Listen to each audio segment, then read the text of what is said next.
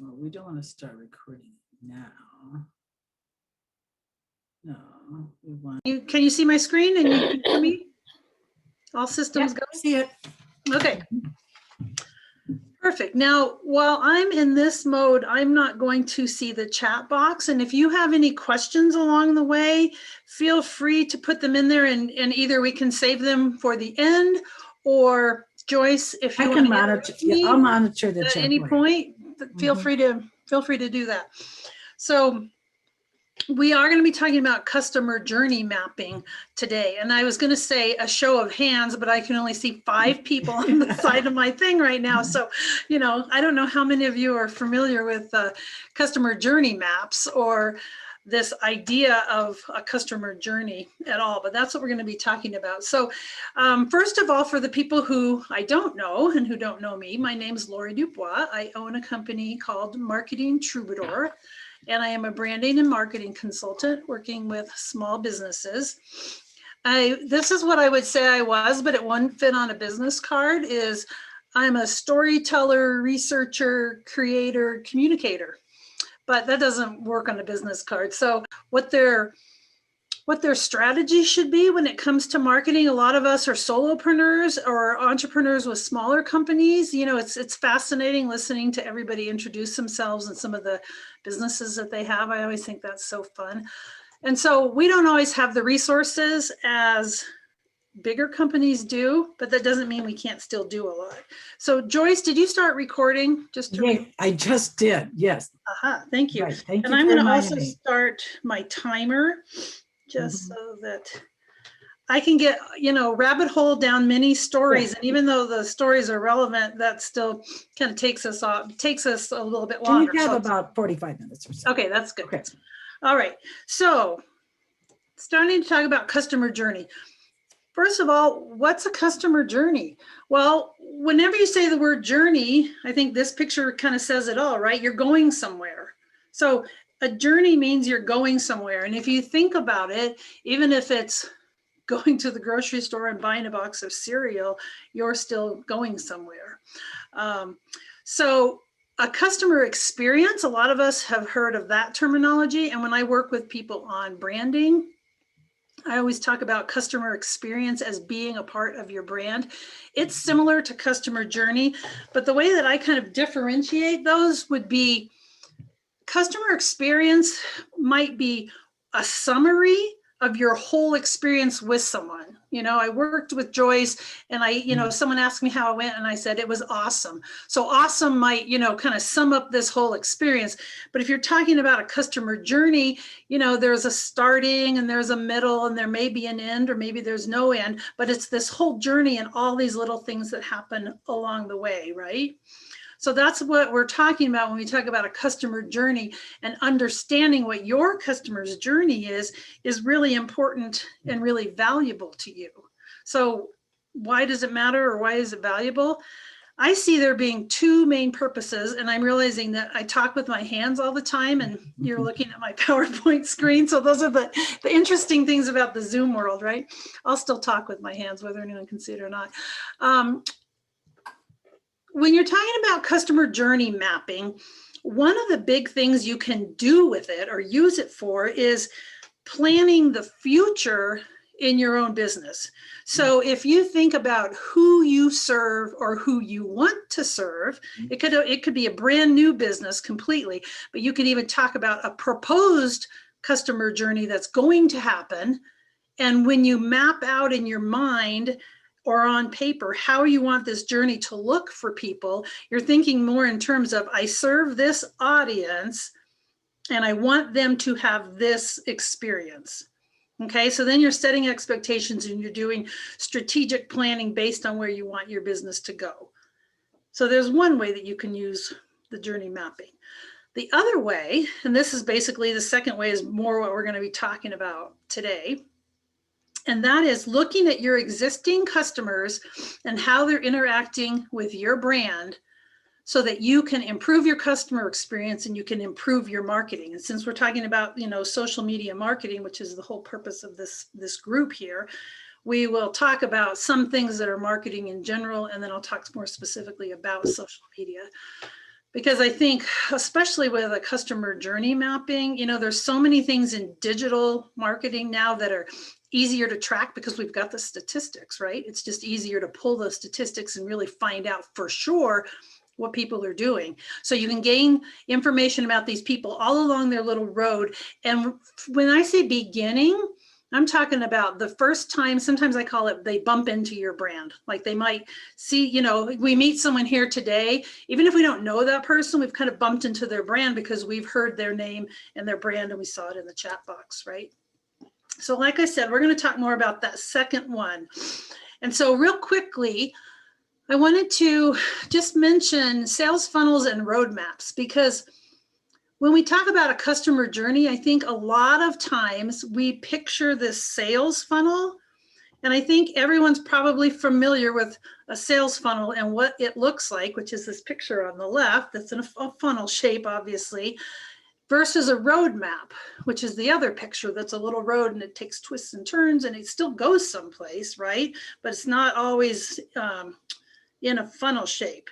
And so the touch points along the way of a sales funnel and the touch points along the way of a roadmap can be the same or can be similar. But the biggest difference that I find is a sales funnel usually ends with the sale.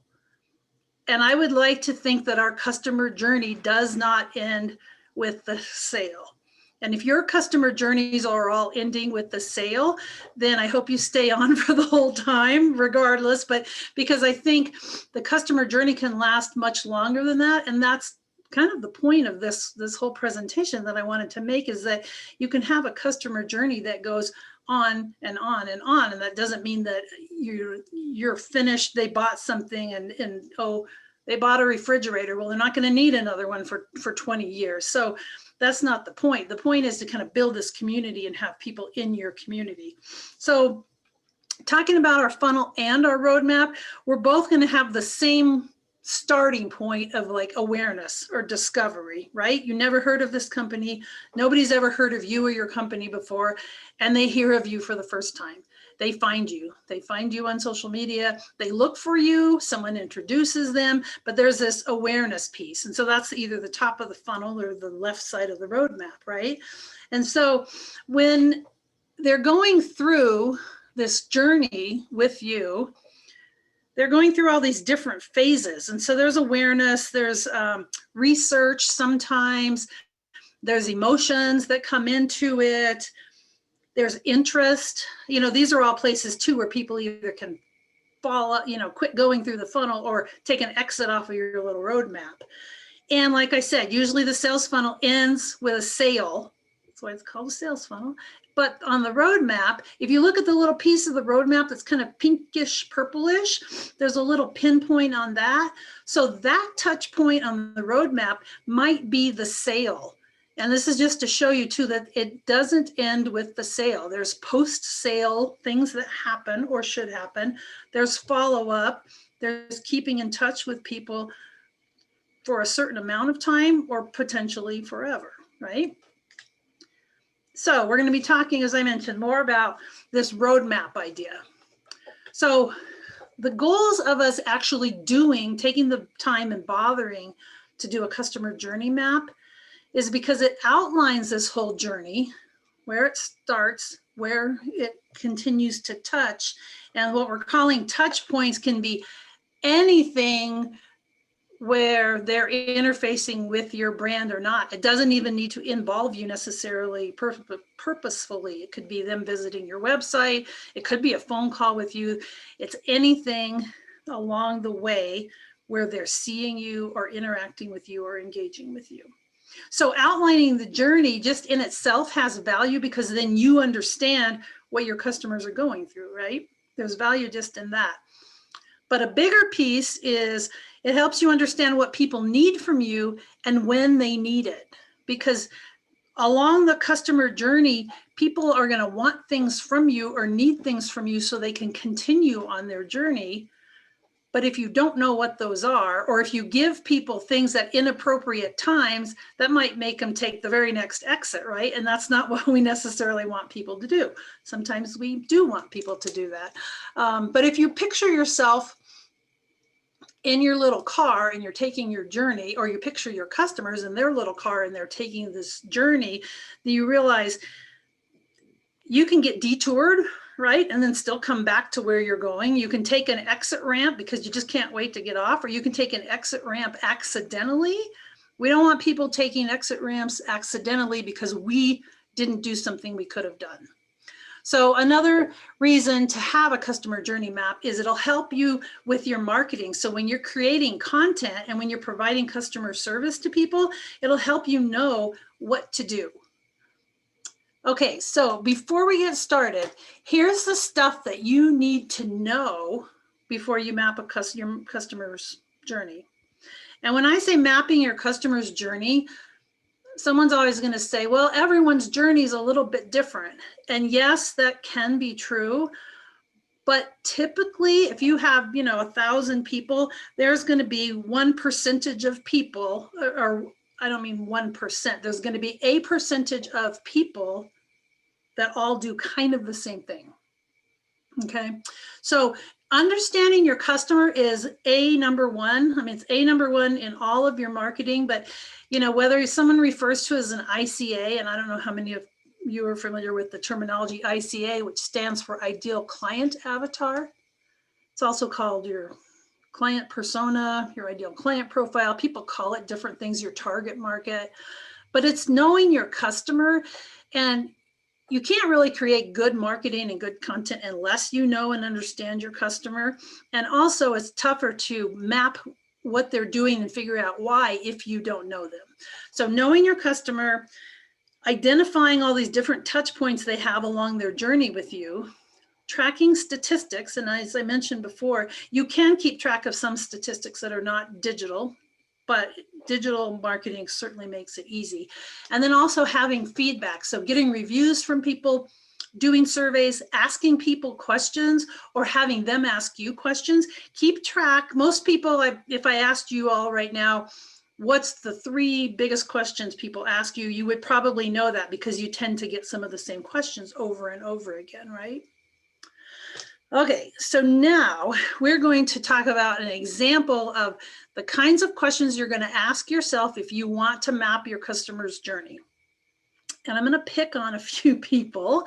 And Patrick's still on. I'm hoping I see his face on my little side. And Joyce, I'm going to pick on you as well. So if you two would unmute yourselves, that would be awesome.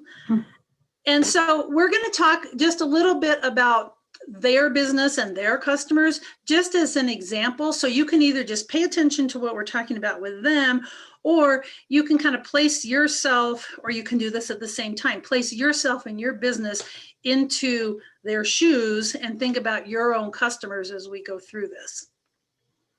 You guys ready? Mm-hmm. Yep. And we're not going to necessarily, ask all of these, but you start for working on a customer journey map. You're just asking yourself all of these, and these are just like a few of them questions. So for instance, and I'm just going to kind of fire it at either one of you just so people kind of can see what we're talking about. We start with the most basic, who are my customers? So Patrick, share with us, who is your typical customer? And remind people, I know you said it in the introductions, but remind them again what you do. Sure. Thanks, Lori. Again, I'm Patrick Baker, and my business is Prime of Life Tech, and I provide IT, tech support, and training.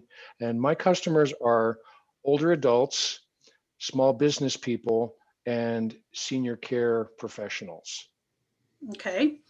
And Joyce, who are your customers?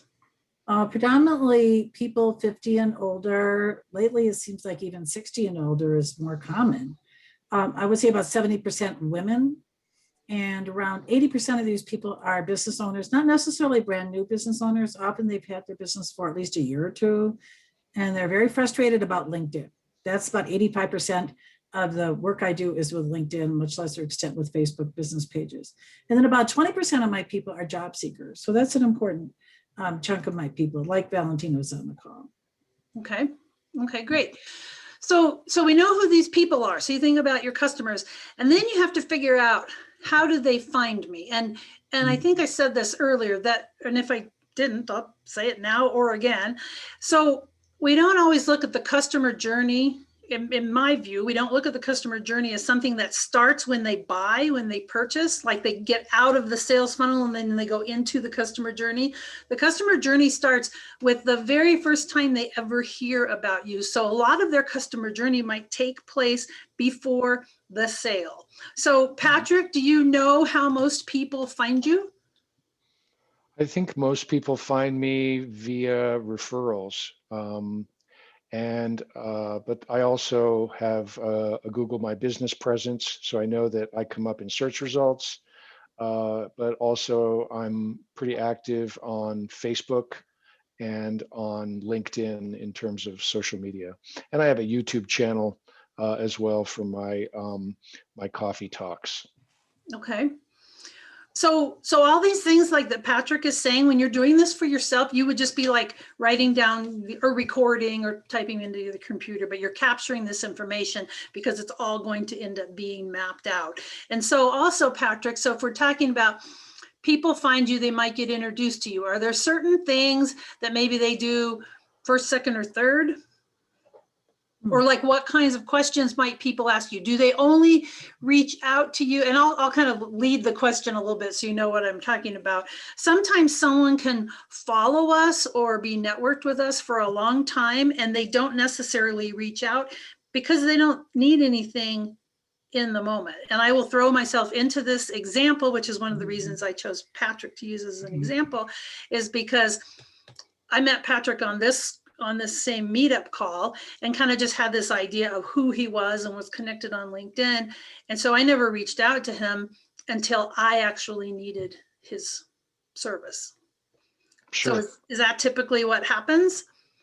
Yeah, I mean, my clients either they really kind of fall into two categories. They're people who either want to learn more about their technology, who have a problem that they need a technical solution for, or some combination of both.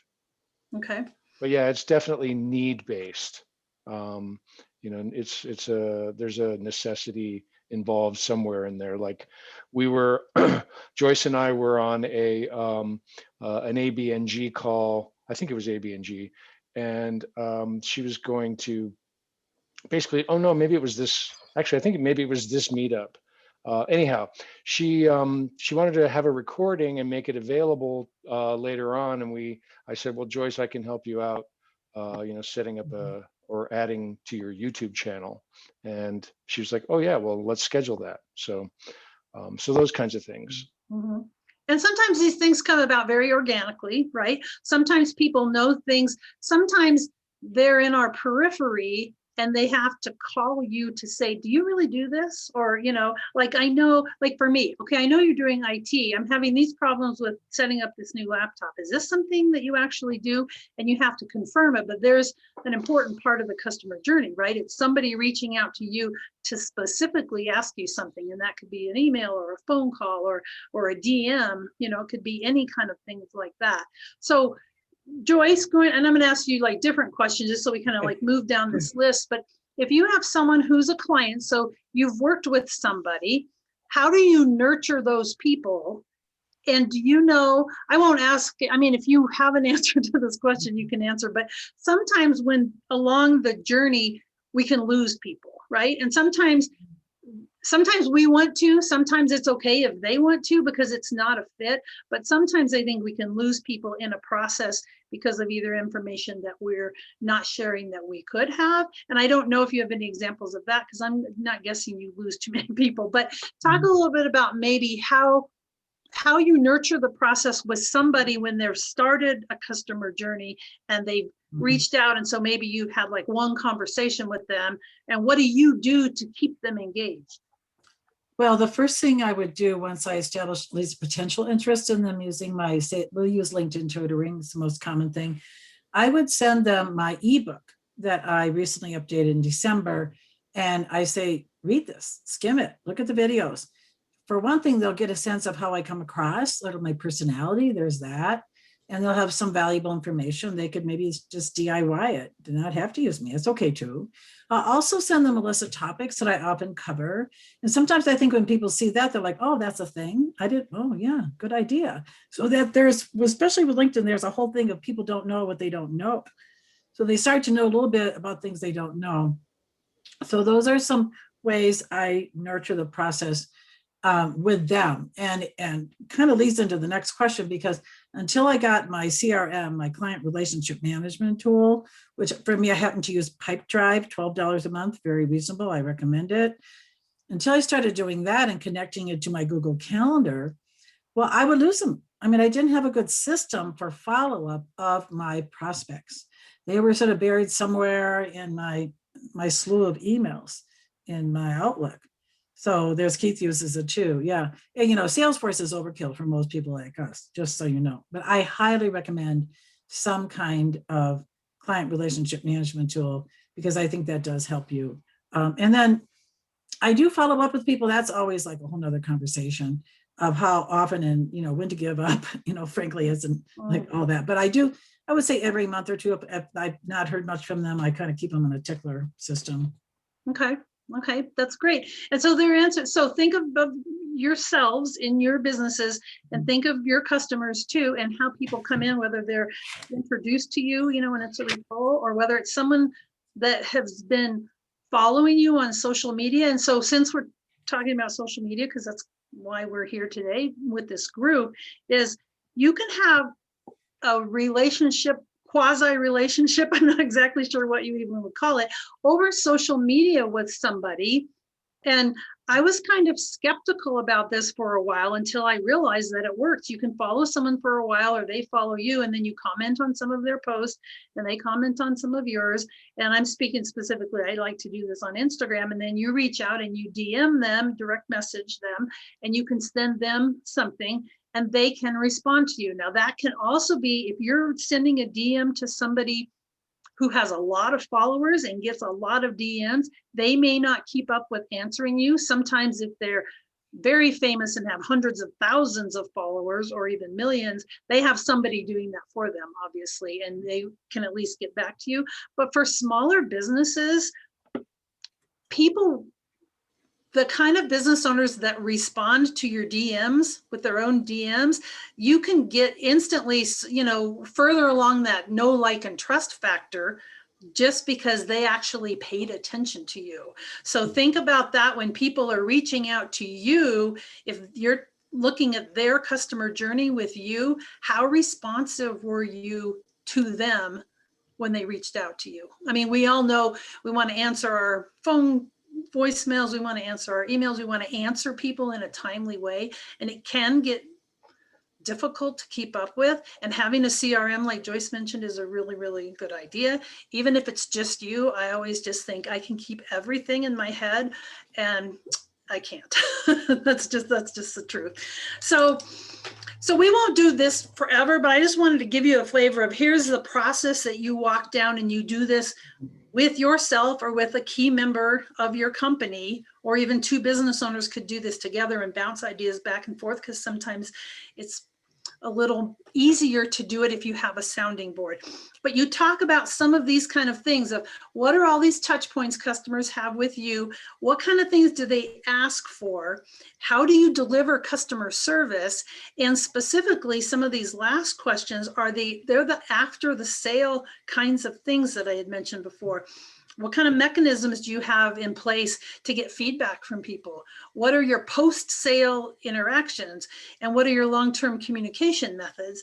And so I'm going to speak for Patrick a little bit on this, just because I know. So he did some work for me. I got my computer back. He immediately emailed me to make sure everything was okay. Does it work?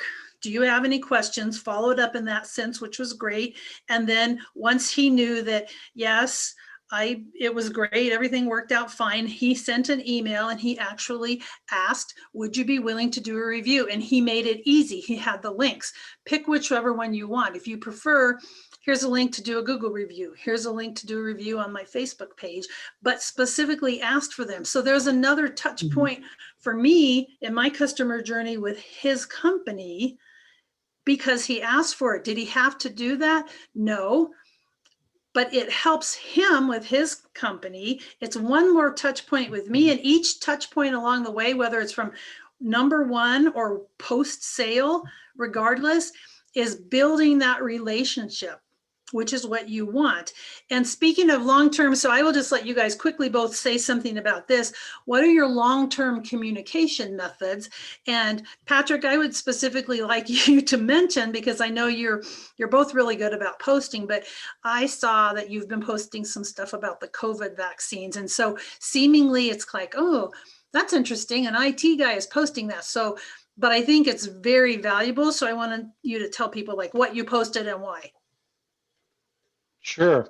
Well, so first off, in order to tell the story, a little plug for my wife's business. She's a personal trainer who works with folks who are midlife and older. And she was commenting to me the other day how, plus I was reading stuff in the news to this effect, that older adults were having difficulty scheduling their COVID vaccines. They were having, difficulty finding online resources, even just information generally about how can I get scheduled. So I was looking into that a little bit further, and I just created a pretty short blog post that basically outlined some online resources, both for people in Colorado, but also anyone in the 50 states, where they could basically find some resources to either help themselves or to help an older adult that they know in their lives get their COVID vaccine scheduled. So really, it was about the technology angle of scheduling a COVID vaccine or getting more information about scheduling a COVID vaccine. Great. Okay, thanks for sharing that. And I think, and one reason I brought that up is because I saw Patrick post that on LinkedIn. And I thought, number one, that's just a really nice, helpful thing to post. And is there a tie-in with what his business is? Yes, there is a tie-in, even if it's not a primary kind of a thing, but it's just showing that he's a nice guy. He cares. He's posting something like this, and he's keeping some of these relationships going. So it's another thing that's a relationship building kind of a thing. So time-wise, I'm gonna go on from here, and thank you both of you guys for. Oh, Joyce, Can I just jump in really quick? Yes. Another thing I did, and Alexandra knows all about this. I sent out a survey to all my clients last year. I've been thinking I should do this probably more often, like maybe every 6 months. And I have these 3 questions that I asked, like, what was your pain point? Why did you reach out to me? What was the experience? And I try to keep it fairly neutral. Like, what did you get out of the experience? And the third question is, what could I have done differently, if anything? And I've had at least 20, 25% or more of my people responding. And that was just about a week ago. It's just been phenomenal. A very simple, and see, for me, I did an email. I'm not going to send them some sort of mechanized survey. These are older people. They will email you back. That's the easiest way. So you've got to look to it, your clientele, what is the best way to get the information.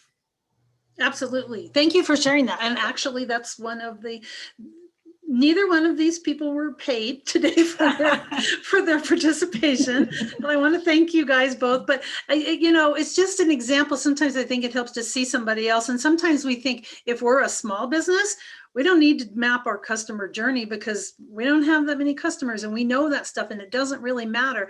But it does matter, because when you start thinking, it's just like anything, when you start thinking more about what it is you offer and how people respond, it reminds you that you've got more going on than you think that you do, and you probably create more content than you think you create. And so I think it's important to show other people, everyone's kind of in this together. So to close up with just this thing of what kind of information we want to capture, you ask yourself a lot of those questions, and then you're going to look at how many touch points do I have? How far apart are they? Now, don't get caught up in this thing of, well, let's see, I post 5 times a week, so they saw it 5 times this week, and then, okay, they're going to see it 30 times before they move on, because you can't you can't know that. You can know in an aggregate sense of what's happening. You can't know without a lot of headache. I can go into my emails and say, okay, Linda opened my emails and she opened this one and she didn't open this one, and you can dig that apart. But most people don't have the time to do that, and you don't need to. You need to get a general sense of how much do you need to be out there and how many touch points do people have before they're feeling this level of trust with you.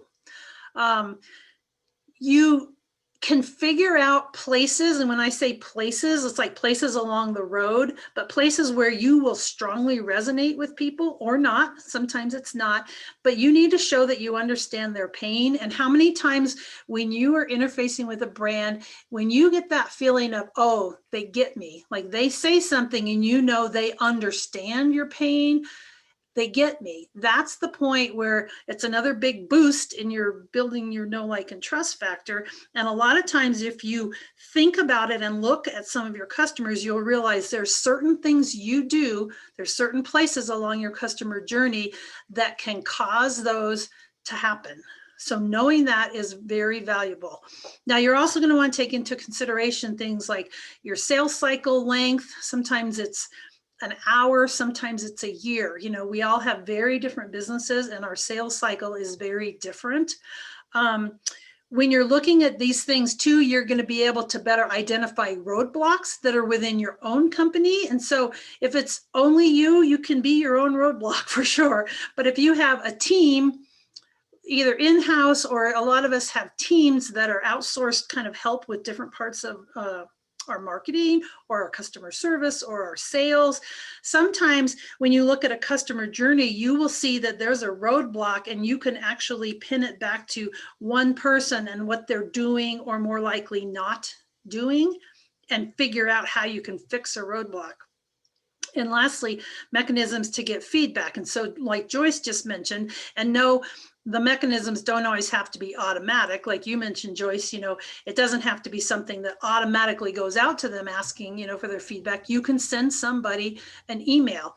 And by the way, since Joyce mentioned it, I typically would say email is probably one of the most undervalued and underutilized tools.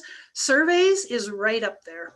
I'm telling you guys, it was the simple poll with one question or longer surveys or yearly surveys. Getting information, if you just ask people, people will share. They will tell you what you want to know. So what does mapping look like? If you're going to make a customer journey map, it doesn't have to be, I know some of you, because I even know some of you on this call, you're going to go want to find the tool, the technology, and it's going to look more like this thing on the right, which I know you can't read, it's too small, but the point is they've got stages and steps and touch points and departments and color coded and all these things in your journey.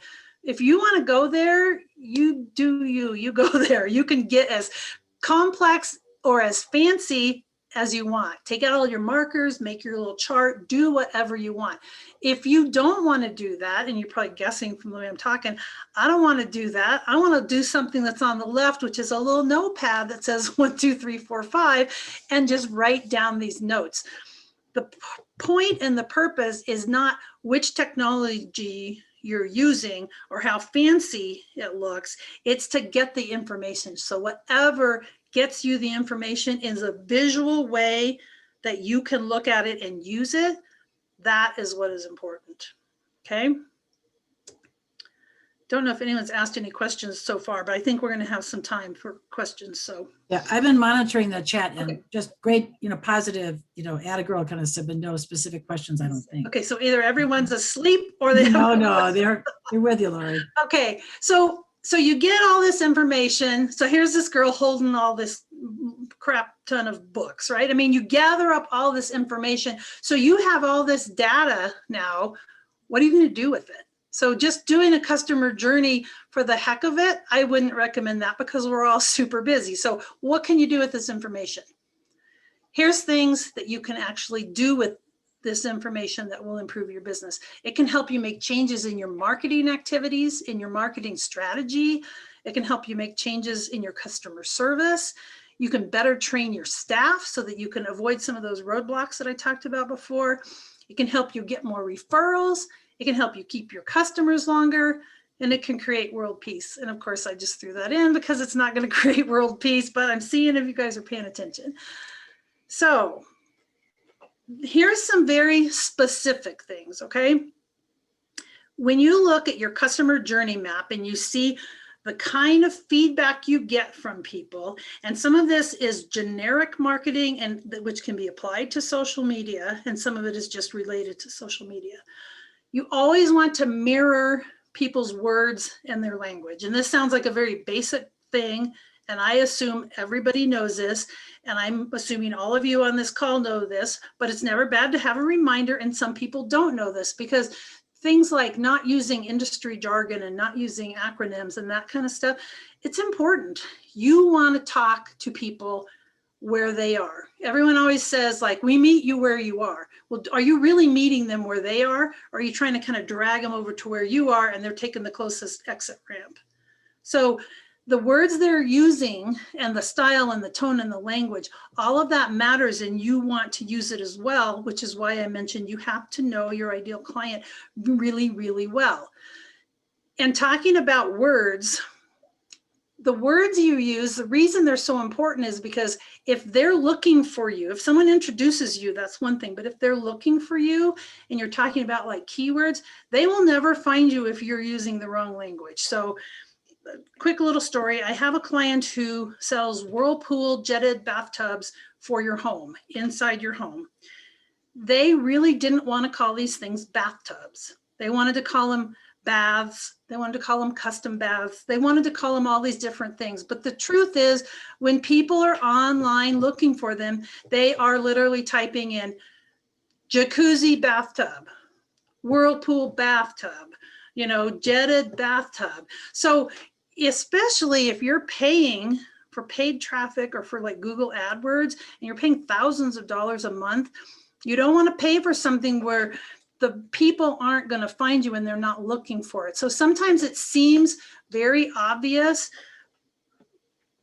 but you need to pay attention. And so looking at what your customers spit back to you is what gives you those clues. If somebody DMs you and they ask you something, you think, that's weird, they used this terminology instead of what I would call it, because I'm calling it the professional fancy word.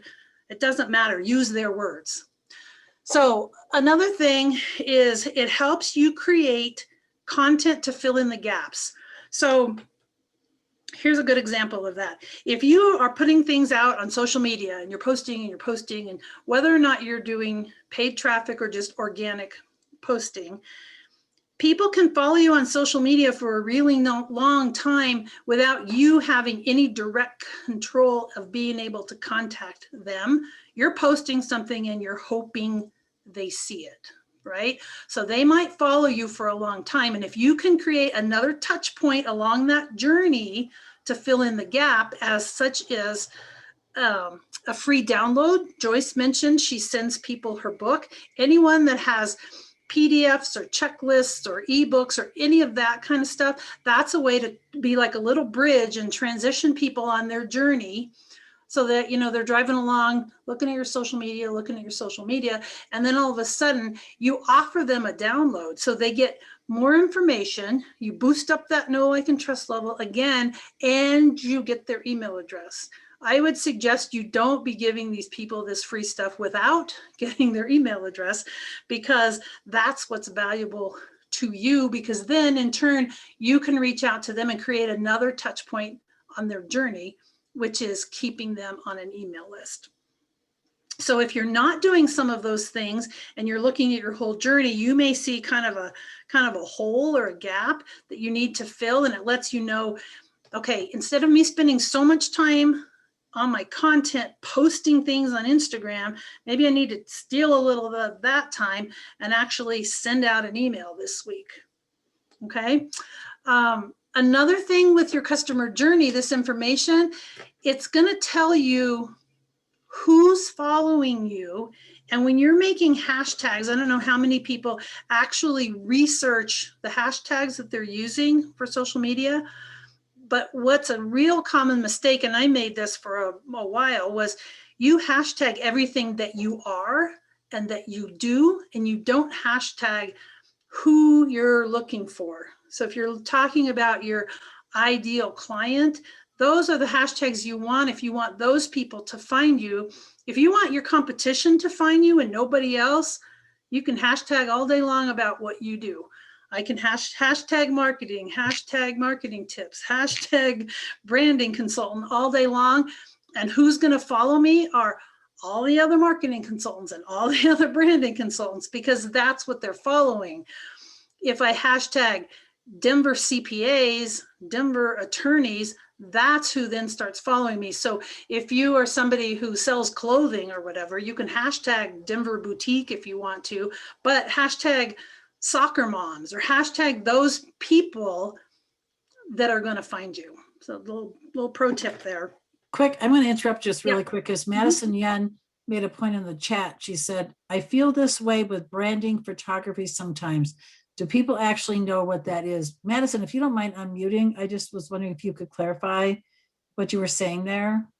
Sorry, that I wasn't meaning as a question, just like when she was talking about like your lingo words, and I'm like, I think that branding photography is a relatively new niche that people are not like super like familiar with. And so sometimes when I say branding photography, I feel like I should say like a commercial photographer or a business photographer or something that they know. That's So a sorry, really that good wasn't point. actually a question. Sort of like a public self-observation, but that's a good Well, example. yeah, that is a really Yeah. good point. It's like, Yeah. what would someone else be looking for? So maybe it's, I mean, I know that branding photography is bigger than headshots, but yet when people are thinking about headshots, at least they're in the right room, right? So at least that helps you a little bit to go down that aisle and get closer to what they're thinking.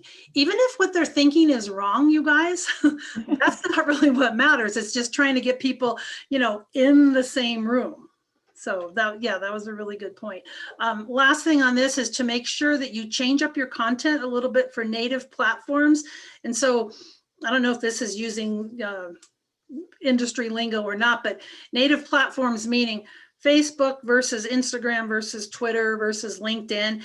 I am all for repurposing content, but if you have, and if you can't manage to post anything without posting one thing on everything, go for it just so that you get something posted. But ideally, you're going to want to change up your content. So you might have the same picture, but the caption you put with it on Instagram might be very different than the caption you put with it on LinkedIn, because they are somewhat different audiences and have different expectations.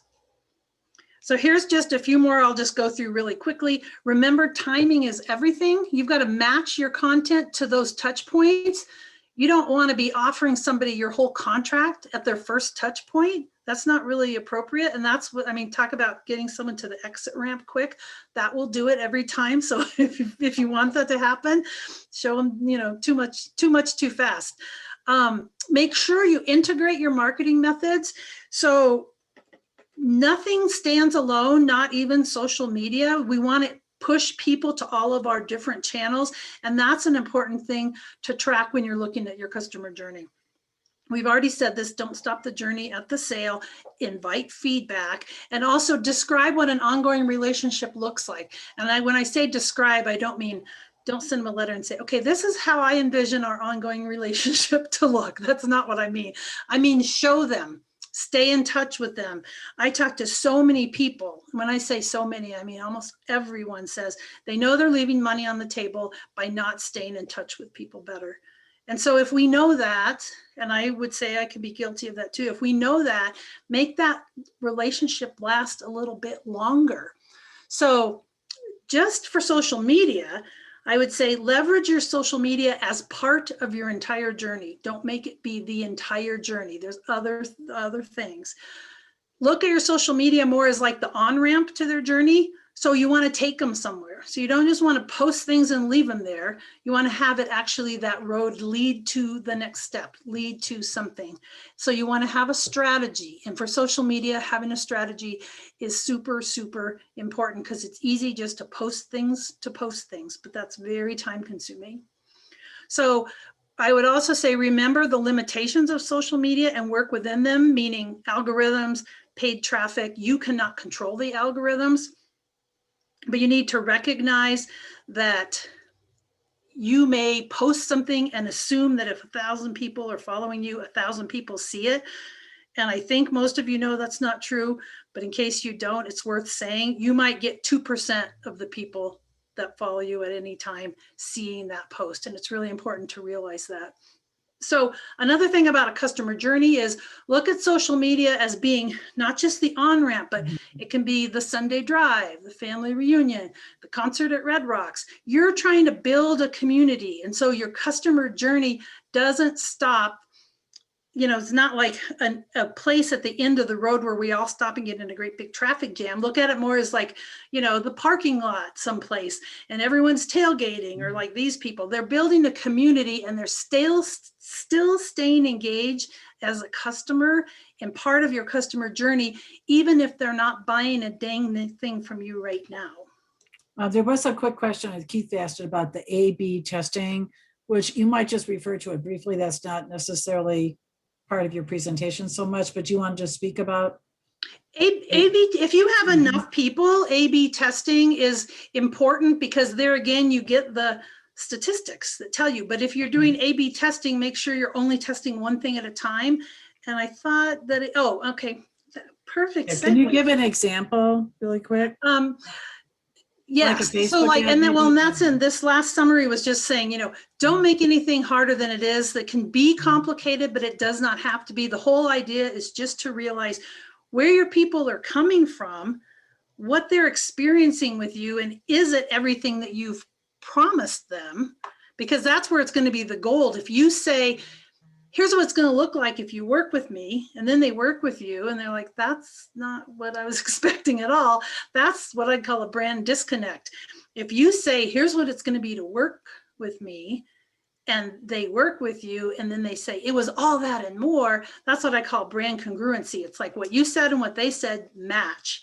So in here, I'm saying don't change everything at once. So A/B testing is kind of a good example of that. So if you're doing like email marketing and built into your program, if you've got, and I don't know if it's different in every program, but like if there's more than 100 people, you can do A/B testing and send out the exact same email, but with 2 different subject lines. So A/B testing, that's all, you're only picking one thing to test. If you're doing A/B testing, don't send the A group one subject line, one content, one day and one time, and then send the B group a different subject line, a different day, different content, because then if something changed, you don't know what it was that changed. So every time you're doing any testing, only change one variable, because if you send same time, same all of this stuff and test 2 subject lines and get a better open rate, then at least you can make a better assumption of which thing worked. I don't know if that answered your question. I think that's great. Yeah. Okay. Yep. There you go. Keith's happy. Okay. Keith's happy. All right, good. So the other important thing, if I haven't said this yet, that would probably be a miracle because I can't get through a presentation without, you know, chiming in on everyone's not your client. You've got to realize everybody is not your ideal client. Sometimes you want people to get on that road and you want them to take the first exit. Sometimes you want them to keep, you know, going down the road and you never want it to end, and they will end up being part of your community for a long, long time. But you have to realize you're not for everyone. And that's the way it's supposed to be. So I think that is all I've got for right now. I really hope there was something in this, at least one little nugget that was helpful for you guys, and that you can, you know, take away like one thing that you really want to work on, or maybe one aha that you had in thinking about. Some of us know where our gaps are. And when I use some of my examples, it's because I know that's something that I fall down on. I would prefer to post more on Instagram every day. So I'm going to do that all day long instead of saying, oh man, I got to get another newsletter out. No, that's like a do as I say, not as I do kind of thing. But sometimes, you know, that's the truth. Now, is that a raised hand, Patrick? No, I think. Yes, Oh, that okay. is a raised hand. A question regarding keywords. Do you have any suggestions, or does anyone on the call for that matter have suggestions on how do I find the right keywords for my ideal client? What if I don't know?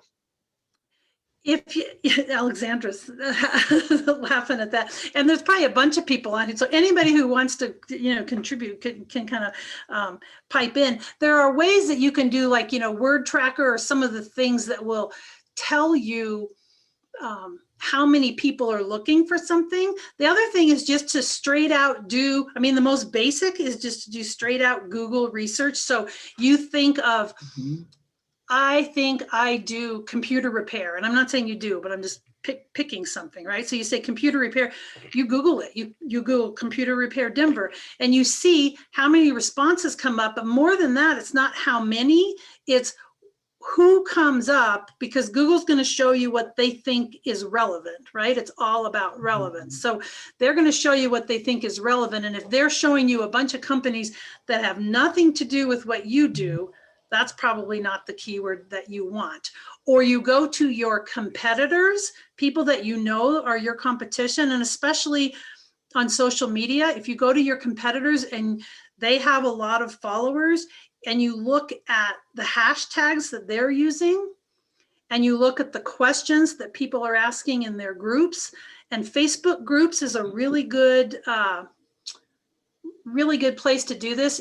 There's a lot of free Facebook groups that are on a topic, and if you join those Facebook groups, that's almost the best place where people are just coming on and they're asking questions to everyone else in the group just because they need help. That's almost like the best intel you can do, because right there, the very words they're using, those would be your keywords. Oh, Keith is just posting something. The free version allows just a few questions a day.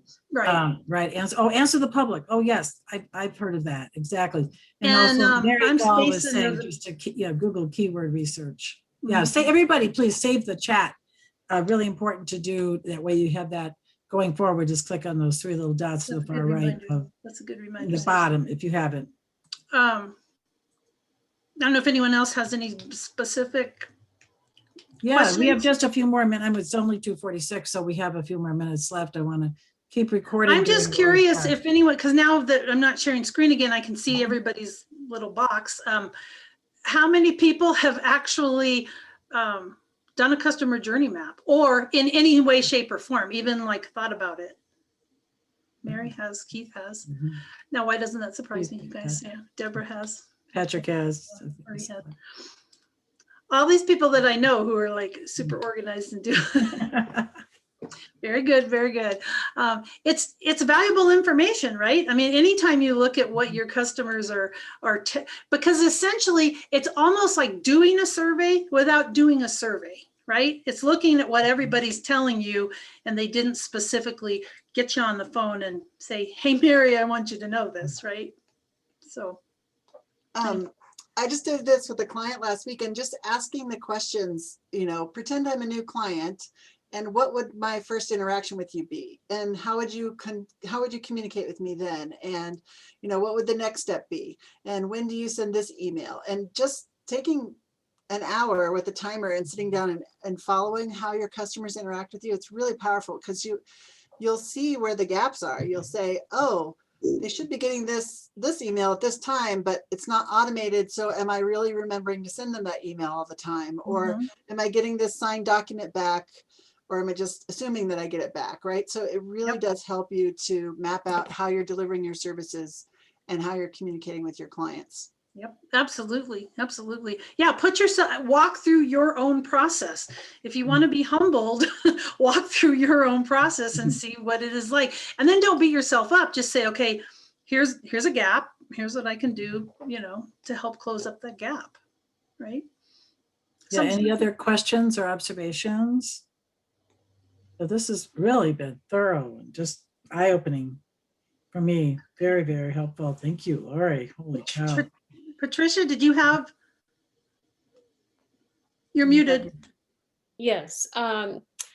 I continue to run into this question for myself.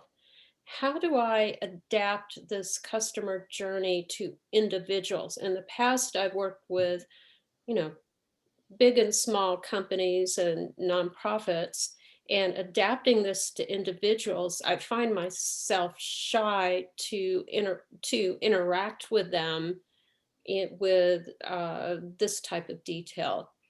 Because I guess because I feel it's so personal to them and to me too, because they're important to me. It's just a real Do big you mean difference asking? in how I think about them Mhm. as clients. So when we say clients, it's a big difference whether I'm working for First Data or Mr. and Mrs. Smith down the road to write their memoir. Oh, right, right. Well, depending on what you do, and I'm not sure, I want to kind of clarify that because I'm not really sure. Are you talking about your comfort level, asking Mhm. them for that kind Right. level of feedback? Right. And how to think about them and how to, I mean, in the past, I've mainly assisted individuals on a very cut rate or a, you know, almost pro bono level, and I'm talking the distant past. And now I want to make it such that I can work with individuals and feel okay about taking their money and Hmm. treating them in this particular way. And so I get kind of stuck there, if that makes any sense. It does if I'm on the same wavelength as you. And I think that part of it goes to, even whether you're looking at like an aggregate group of 1,000 people or you're looking at one person, Mm. if you're just looking at one person and you look at their behaviors, it's really easy to take their behaviors personally. And sometimes it is personal because you're one person, you're working with one person. So this interaction might feel personal, but I think it's still trying to, in your head, put it into this category of, okay, Patricia Moore, but still I am a business and this is a client, regardless of how well you know them.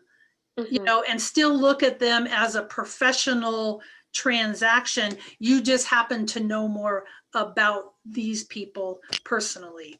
But I would also say, when you're working with fewer people and you know them better, Mhm. it might feel a little bit more uncomfortable to you, but the feedback that you get will probably be better and more honest than any other feedback you're going to get from anywhere else. So I think sometimes it's just a matter of, you put on your thick skin and you ask for the truth and you say, yeah, I want you. And if they say, do you want to be on? Because if you're asking someone for their opinion, you have to be ready to hear it, even if it's not as positive. Right. And then you just have to take it. And then when you take it, you have to be able to take off that thick skin and set it aside and say, okay, that's kind of like the identity and the role. It's a business. You're doing a business. Somebody was disappointed with something. That doesn't mean they hate you. They might have been unhappy. I think it's like telling a little child, like, it's not that I don't like you. I don't like the thing that you did. And that's really hard to separate sometimes, Mhm. but that's the way it is. I don't know if that's helpful at all. Okay, thank you. But Yeah. But you brought up almost like a sidebar thing, which could be a separate, maybe even offline presentation, Patricia, about taking their money and what's your value. And I would recommend actually this program called the Imposter Syndrome Disrupted. I just started watching it, and I will, actually what I'm going to do is gather everybody's emails and I'll send it out in the email. It's just easier that way than put it, because some people have left. It's my new buddy, Clarine Mitchell out of Milwaukee. She's my LinkedIn coach. And she's got this, it's on LinkedIn Live, 10 o'clock, just for a half hour, the second and fourth Tuesdays. So one is the same, always the same as our group. And it has guests on, and she talks about especially women can not really say, I'm worth this. And it's just very powerful. The whole concept of the imposter syndrome, you have heard of it. So she's a force of nature, that Clarine Mitchell. So just to be around in her space for a half hour with somebody else she knows is amazing. So I just throw that out there because that's just a whole nother, like I said, can I throw in one more thing yeah, too? please, yeah. It's not 3 o'clock yet, and I'm saving my chat. But if anybody is willing, and I'm not going to put, because you signed up for this, I'm not putting you on my email list, but I do send out a once or twice a month email with marketing tips. If you are willing to be on my list, if you would put your name in the chat box and just say list and your email address, I would greatly appreciate it. You can certainly exit and unsubscribe if it's not something that's fitting for you and your business. And I also did get a request for your slides. Are you Slide deck? comfortable sharing your slide deck? Yeah, I'll make it smaller. Okay, why don't you adapt it I'll and send then it to Joyce. I can get you the emails and you could just go ahead and just send it out to the people. They've all registered, so we have their emails. And then if they, then at that, you can say, would you like to subscribe going forward? So it'd be a way, a touch point. How about that for you? So let's plan on that. I'm going to actually Okay, stop the recording, do. but not the meeting. If Okay. anyone ever has any questions,